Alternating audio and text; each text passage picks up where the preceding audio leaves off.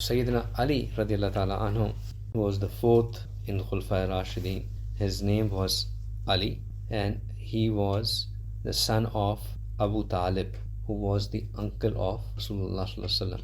Abu Talib was also the individual who had taken Rasulullah sallallahu alaihi wasallam in his guardianship after the passing of Rasulullah sallallahu alaihi wasallam's father Abdullah.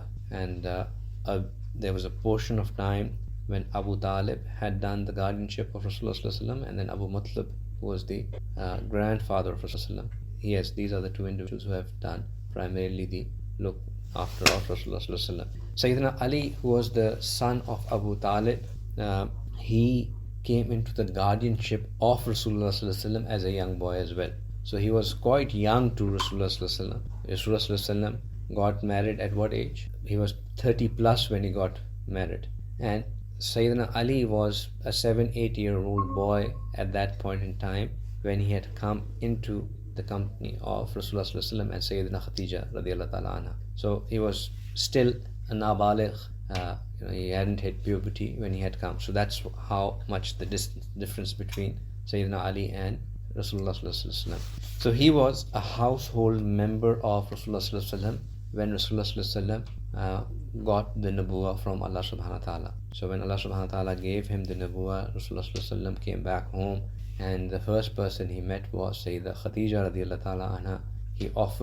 He told her as to what had happened, and Sayyidina Khadija said that I believe in what you have been given, and she became the first woman to accept Islam. And then Rasulullah sallallahu alaihi wasallam started praying, and Sayyidina Khadija was praying behind Rasulullah sallallahu alaihi wasallam, and Ali radiallahu ta'ala anhu, because he was a household member, still not in the age of puberty, he just walked in and he saw that Rasulullah sallallahu alaihi wasallam praying and Sayyidina Khadija is praying behind him. So he asked them that, what is this? So Rasulullah sallallahu alaihi wasallam said to him that I have been made the Nabi of Rasul of Allah subhanahu wa ta'ala, and Allah subhanahu wa ta'ala has asked me to pass on this message, and I give this message to you, and I want you to believe in it. So Ali radiallahu ta'ala anhu said that I will consult my father and then I'll let you know. So Rasulullah sallallahu alaihi wasallam said to him that I do not want you to consult your father, I want you to think about it yourself.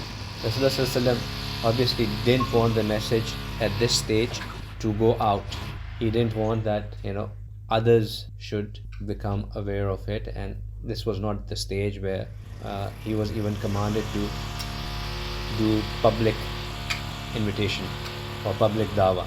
So he said that I want you to think about it. So Ali radiallahu ta'ala anhu that night, he thought about Rasulullah sallallahu alaihi wasallam, he thought about the love Rasulullah sallallahu alaihi wasallam used to give him, the honesty of Rasulullah sallallahu alaihi wasallam, the uprightness of Rasulullah sallallahu alaihi wasallam, all the positive qualities of Rasulullah sallallahu alaihi wasallam kept on coming to Ali radiallahu ta'ala anhu's heart, and he grew even more in love of Rasulullah sallallahu alaihi wasallam as he thought about it. So the next day he said to Rasulullah sallallahu alaihi wasallam that I accept Islam, and he became the first male to accept Islam. However, in male, he was the first boy to accept Islam. He was still a boy, as I said, he was probably under the age of puberty, and so he became the first child to accept Islam. Sayyidina Khadija was first woman, Sayyidina Ali was the first boy, and Sayyidina Abu Bakr Siddiq was the first free man to accept Islam. These were the high qualities that these individuals had.